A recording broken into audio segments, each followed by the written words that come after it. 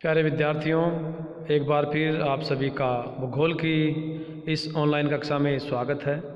हम यूरोप महाद्वीप का अध्ययन कर रहे हैं। पिछले वीडियो में हमने यूरोप महाद्वीप की प्राकृतिक वनस्पति और मिट्टियों के प्रकार की चर्चा की थी।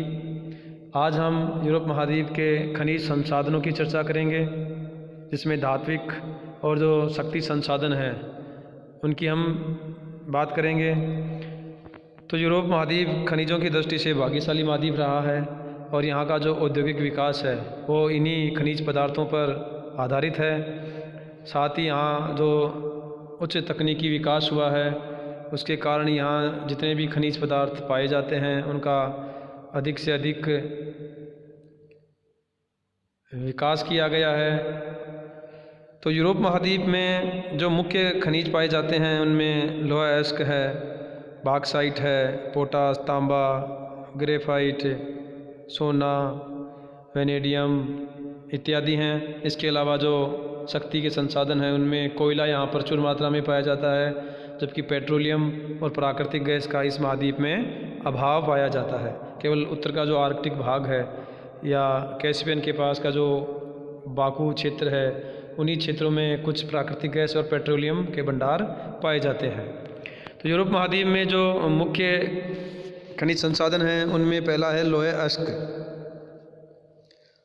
तो लोहे एस्क जो है ये आधारभूत खनिज कहलाता है, क्योंकि जितने भी अन्य खनिजों से संबंधित मशीनों का निर्माण होता है वो इसी लोहे एस्क से बने इस्पात से होता है। तो ये आधारभूत खनिज है जिसके आधार पर ही बड़ी बड़ी मशीनें बनाई जाती हैं। तो यूरोप महाद्वीप में लोहे एस्क के जो प्रमुख उत्पादक देश हैं उनमें स्वीडन है, जो यहाँ का मुख्य लोहे एस्क भंडारण क्षेत्र है। तो स्वीडन में लोहे एस्क के सर्वाधिक भंडार पाए जाते हैं और यहाँ का जो मुख्य उत्पादक क्षेत्र है वो है किरूना, जहाँ उत्तम श्रेणी का मैग्नेटाइट जो है वो लोहे एस्क पाया जाता है। इसके अलावा अन्य जो क्षेत्र है वो है गेलेवियर। तो यूरोप का जो सबसे उत्तम लोहा है वो स्वीडन के इसी किरूना भंडार से प्राप्त होता है। दूसरा जो प्रमुख देश है लोहे एस्क उत्पादन में वो है फ्रांस। तो फ्रांस के जो मुख्य क्षेत्र हैं उनमें है लोरेन, नॉर्मंडी और ब्रिटेनी क्षेत्र। इसके अलावा रूस का जो यूराल है वहाँ के मैग्नीटोगोर्स्क और कुर्स्क क्षेत्र लोहे एस्क के लिए जाने जाते हैं। यूक्रेन का जो किरवई रोग है वो लोहे एस्क के भंडार के लिए काफ़ी प्रसिद्ध है। जर्मनी की जो स्विट्ज़रलैंड घाटी है वहाँ भी लोहे एस्क के जमाव पाए जाते हैं। इसके अलावा स्पेन के बिलबाओ, सेल्तादेर और ओविडो। तो इस तरह यूरोप महाद्वीप में स्वीडन, फ्रांस, रूस, जर्मनी, यूक्रेन, स्पेन ये मुख्य लोहे एस्क के उत्पादक क्षेत्र हैं। ये देखिए यूरोप महाद्वीप का जो रेखा चित्र है, तो स्वीडन यहाँ है, तो यहाँ लोहे के जमाव पाए जाते हैं। इसके अलावा फ्रांस में लोहे के जमाव पाए जाते हैं, जर्मनी में लोहे के जमाव पाए जाते हैं। ये आपका रूस है, यहाँ भी लोहे के जमाव देखने को मिलते हैं। यूक्रेन का जो किरवई रोग है यहाँ लोहे के जमाव काफ़ी पाए जाते हैं। इसके अलावा स्पेन। तो ये मुख्य लोहे एस्क उत्पादक क्षेत्र हैं। तो एग्ज़ाम में अगर आपके यूरोप से संबंधित लोहे एस्क उत्पादक देशों के बारे में पूछा जाए तो इस मानचित्र में आप देखें और एटलस में आप ये देखें कि कौन सा देश कहाँ कहाँ स्थित है, तो वहाँ आप आसानी से लोहे एस्क वितरण को दर्शा पाएंगे। तो ये मुख्य लोहे एस्क उत्पादक देश हैं।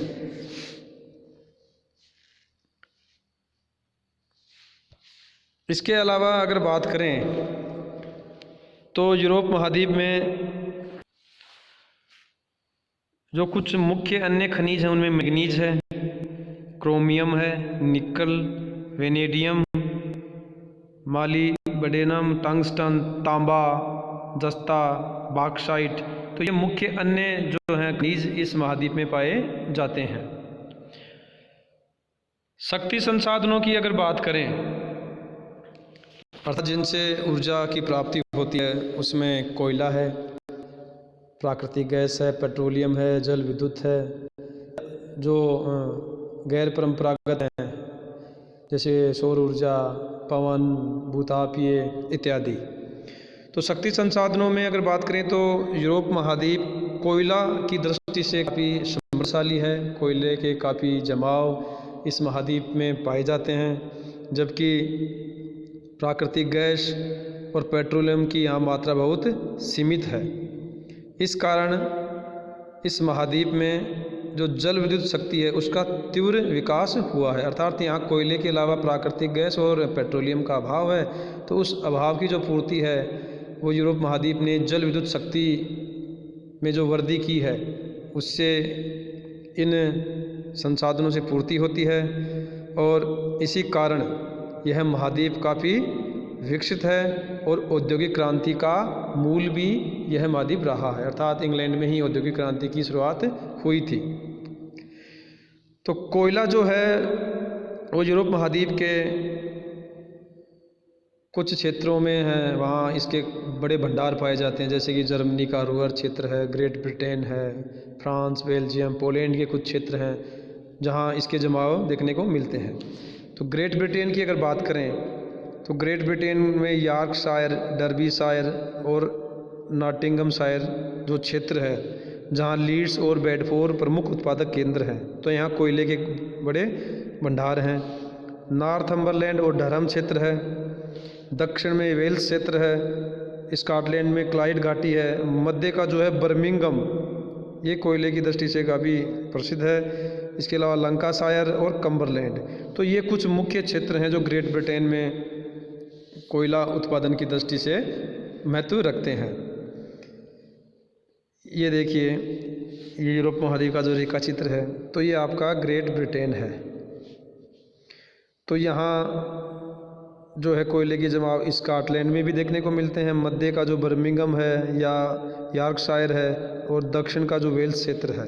तो यहाँ ये मुख्य कोयले के जमाव इस महाद्वीप में, इस देश में पाए जाते हैं। इसके अलावा दूसरा जो मुख्य क्षेत्र है यूरोप महाद्वीप का वो है जर्मनी।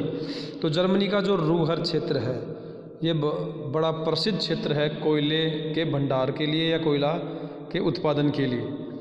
तो जर्मनी के रूहर क्षेत्र में जो वेस्टफेलिया प्रदेश है जहाँ राइन नदी बहती है, तो राइन नदी की सहायक जो नदियाँ हैं रूर और लिम्प, तो रूर और लिम्प नदियों के जो घाटी क्षेत्र में ही कोयले के बड़े भंडार पाए जाते हैं, इसलिए इसको रूहर प्रदेश कहते हैं। इसके अलावा जर्मनी में सार और आखेन क्षेत्र भी कोयले के लिए जाने जाते हैं। सैक्सोनी क्षेत्र भी है जो कोयले की दृष्टि से प्रसिद्ध है। तो अगर बात करें तो ये जर्मनी है, तो जर्मनी में कोयले के जो जमाव हैं वो रूहर बेसिन में पाए जाते हैं। तो ये इंग्लैंड हो गया, ग्रेट ब्रिटेन, और ये जर्मनी। इसके अलावा फ्रांस की बात करें तो नॉर्द, पादकेले, लोरेन, मोसेल ये कुछ मुख्य क्षेत्र हैं कोयले की दृष्टि से। पोलैंड का साइलेसिया क्षेत्र भी बड़ा प्रसिद्ध क्षेत्र है यूरोप महाद्वीप का। इसके अलावा बेल्जियम की सांब्रे म्यूज घाटी भी प्रसिद्ध है, कैंपाइन क्षेत्र है, नीदरलैंड का लिम्बर्ग और पील बेसिन। तो ये कुछ मुख्य क्षेत्र हैं जो कोयले की दृष्टि से काफ़ी प्रसिद्ध हैं। तो ये फ्रांस का क्षेत्र है, तो यहाँ फ्रांस, ये बेल्जियम और ये नीदरलैंड और ये जर्मनी, तो ये क्षेत्र पूरा ये कोयला बेल्ट के नाम से जानते हैं। तो यहाँ कोयले के काफ़ी जमाव पाए जाते हैं। पोलैंड का साइलेसिया क्षेत्र, तो ये कुछ मुख्य क्षेत्र हैं जहाँ कोयले का उत्पादन अधिक होता है। और जो राइन का क्षेत्र है रूहर प्रदेश, वो कोयले के लिए काफ़ी जाना जाता है। और राइन नदी को कोयला नदी भी कहते हैं क्योंकि उसका जो आयात निर्यात जो होता है वो उसी नदी से होता है, क्योंकि जल परिवहन जो है वो सस्ता पड़ता है। तो राइन नदी को कोयला नदी भी कहते हैं। तो ये कुछ मुख्य क्षेत्र थे यूरोप महाद्वीप के। धन्यवाद।